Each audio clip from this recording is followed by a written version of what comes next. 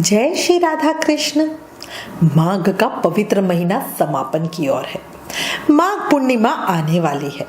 माघ पूर्णिमा को माघी पूर्णिमा के नाम से जाना जाता है। माघी पूर्णिमा के दिन से ही माघ महीना खत्म हो जाता है और फागुन महीने की शुरुआत हो जाती है। तो आज इस वीडियो में आपको माघ पूर्णिमा 2024 के विषय में बताती हूँ। जानकारी दूंगी कब है माघ पूर्णिमा, 23 फरवरी या 24 फरवरी, व्रत कब करें, माघ पूर्णिमा पर पूजा का शुभ मुहूर्त समय और योगों की भी चर्चा करेंगे। साथ ही पूर्णिमा की पूजा विधि और किस चीज का दान करें पे भी चर्चा करेंगे। बहुत सारी जानकारी एक ही वीडियो में मिल जाएगी, इसलिए प्लीज वीडियो लास्ट तक जरूर देखना। चर्चा शुरू करने से पहले एक रिक्वेस्ट, अगर चैनल पर नए हो तो अभी सब्सक्राइब करके बेल आइकन को प्रेस कर दो ताकि आगे आने वाले वीडियोस की जानकारी आपको मिल जाए। साथ ही आने वाले व्रत त्योहारों का रिमाइंडर अपने फोन पर पाने के लिए एकादशी लिखकर 9821025751 पर व्हाट्सएप मैसेज करें। अब चर्चा शुरू करते हैं। पुराणों के अनुसार माघ पूर्णिमा के दिन भगवान विष्णु गंगा जल में निवास करते हैं। इसीलिए इस पावन दिन गंगा जल का स्पर्श करने मात्र से स्वर्ग का सुख मिलता है। कहते हैं कि भगवान विष्णु माघ पूर्णिमा के दिन व्रत, उपवास, दान और ध्यान से उतना प्रसन्न नहीं होते जितना माघ पूर्णिमा के स्नान से प्रसन्न हो जाते। कलयुग में मनुष्य को स्नान कर्म में किसी भी तरह का आलस नहीं दिखाना चाहिए। फिर माघ पूर्णिमा पर स्नान करने का तो बहुत ही विशेष फल है। माघ पूर्णिमा को 1 महीने का कल्पवास भी पूरा होता है। इस दिन सत्यनारायण भगवान की कथा और दान करना भी बहुत ज्यादा फलकारी माना गया है। इस अवसर पर गंगा में स्नान करने से पाप और कोई भी जो जीवन के दोष होते हैं उनका नाश होता है और मन और आत्मा की शुद्धि होती है। किसी भी व्यक्ति द्वारा इस दिन किया गया महास्नान समस्त रोगों को शांत करने वाला है।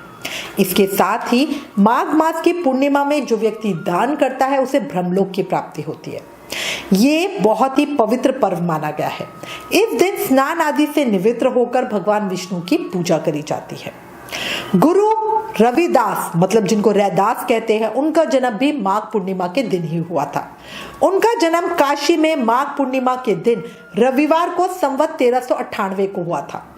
उनके जन्म के बारे में एक दोहा प्रचलित है, 14 से 33 की माघ सुदी 15, दुखियों के कल्याण हित प्रगटे श्री रविदास। इसलिए माघ पूर्णिमा का महत्व और भी अधिक बढ़ गया। चर्चा करते हैं कि इस साल कब है। तो इस साल 2024 में माघ पूर्णिमा 24 फरवरी शनिवार को पड़ेगी। माघ पूर्णिमा तिथि की शुरुआत होगी 23 फरवरी 2024 को दिन में 3:33 PM पे। माघ पूर्णिमा तिथि का समापन होगा 24 फरवरी 2024 को 5:49 PM पर। 24 फरवरी को गुरु रविदास जयंती, ललिता जयंती, माघ पूर्णिमा, माघ स्नान उद्यापन भी है। अब प्रश्न उठता है कि पूर्णिमा का व्रत किस दिन करें। तो देखो, 23 फरवरी दिन शुक्रवार को माघ पूर्णिमा व्रत का पालन होगा। माघ मास के व्रत स्नान का समापन या उद्यापन 24 फरवरी को होगा। माघ मास व्रत, स्नान, नियम आदि का उद्यापन कैसे करें, इस विषय पे ऑलरेडी चैनल पर वीडियो आ चुका है, प्लीज वो देखिए। गौरिया मठ और बांके बिहारी जी मंदिर वृंदावन में 24 फरवरी दिन शनिवार को पूर्णिमा व्रत का पालन होगा। वहीं राधा रमन जी मंदिर वृंदावन में और निम्बक संप्रदाय में 23 फरवरी दिन शुक्रवार को पूर्णिमा व्रत रखा जाएगा। वहीं 24 फरवरी दिन शनिवार को पूर्णिमा पुण्य काल होने से माघ स्नान उद्यापन भी उसी दिन किया जाएगा। अब देखो, जो लोग सत्यनारायण भगवान का व्रत पूजा करते हैं वो 23 फरवरी को सत्यनारायण भगवान का व्रत और पूजा करेंगे। साथ ही जो लोग चंद्रमा को अर्घ देकर अपना पूर्णिमा व्रत खोलते हैं वो 23 फरवरी को ही व्रत करें। देखो, 23 फरवरी की रात को पूर्णिमा तिथि है, वहीं 24 फरवरी को सूर्योदय में पूर्णिमा है। इसी से माघ पूर्णिमा स्नान, दान और माघ मास स्नान नियम उद्यापन 24 फरवरी को किया जाएगा।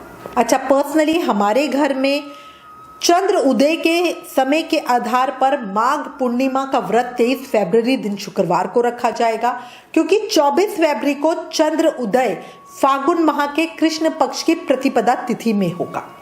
इस वजह से व्रत 23 फरवरी को रखकर पूर्णिमा तिथि में उस दिन शाम चंद्रमा की पूजा करेंगे। माघ पूर्णिमा के व्रत वाले दिन चंद्र उदय शाम को 5:17 पे होगा। उस समय से ही चंद्रमा की पूजा करके अर्घ्य दिया जाएगा। 23 फरवरी को माघ पूर्णिमा व्रत के दिन शोभन और रवि योग बन रहा है।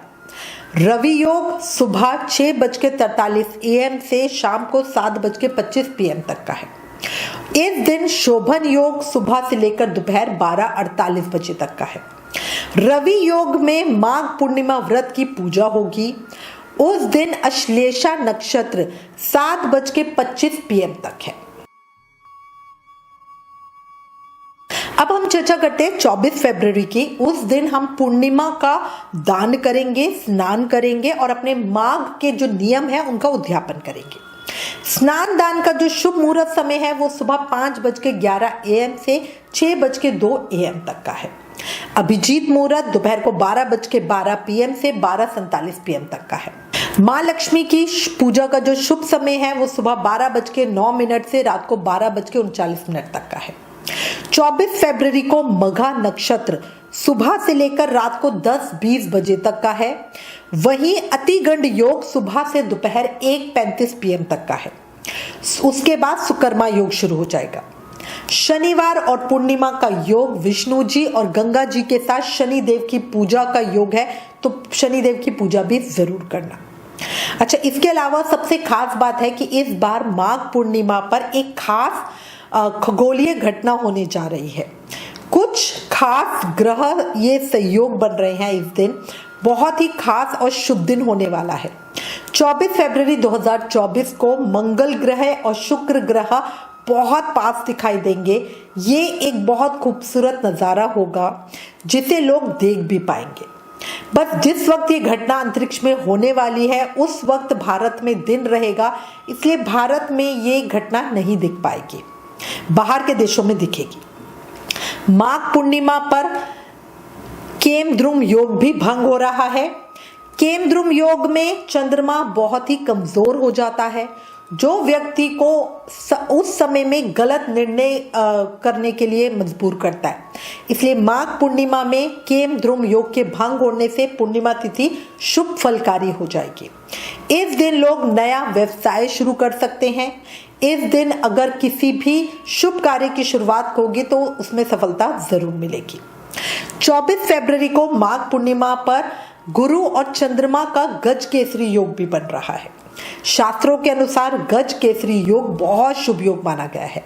ये एक ऐसा राजयोग है जिसे शास्त्रों में उत्तम बताया गया है।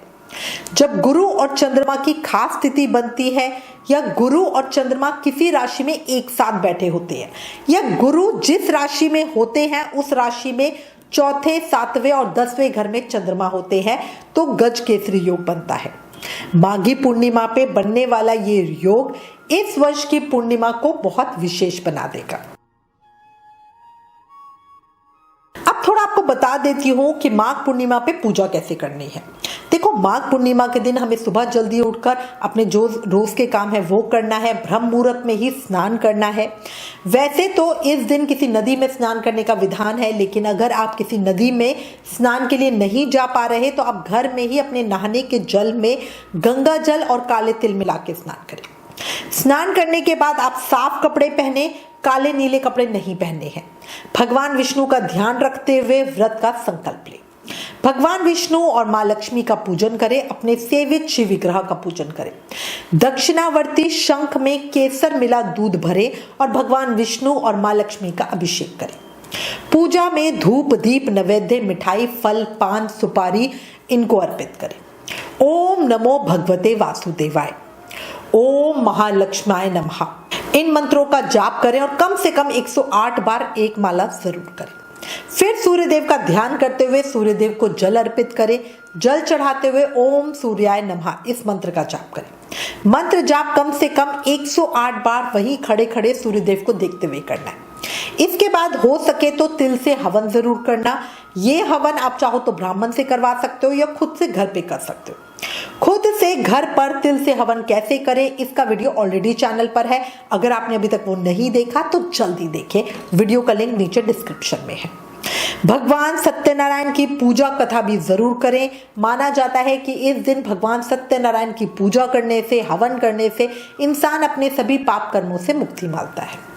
किसी भी मंदिर में शिवलिंग पर पीतल के लोटे से जल और चांदी के लोटे से दूध चढ़ाना, बिल्व पत्र, धतूरा, हार, फूल सहित भगवान शिव की पूजा करना, ओम नमः शिवाय इस मंत्र का जाप करते रहने पूरी पूजा करते हुए, धूप दीप जगाना, हनुमान जी के सामने भी धूप दीप जगाना और हनुमान चालीसा का पाठ करना।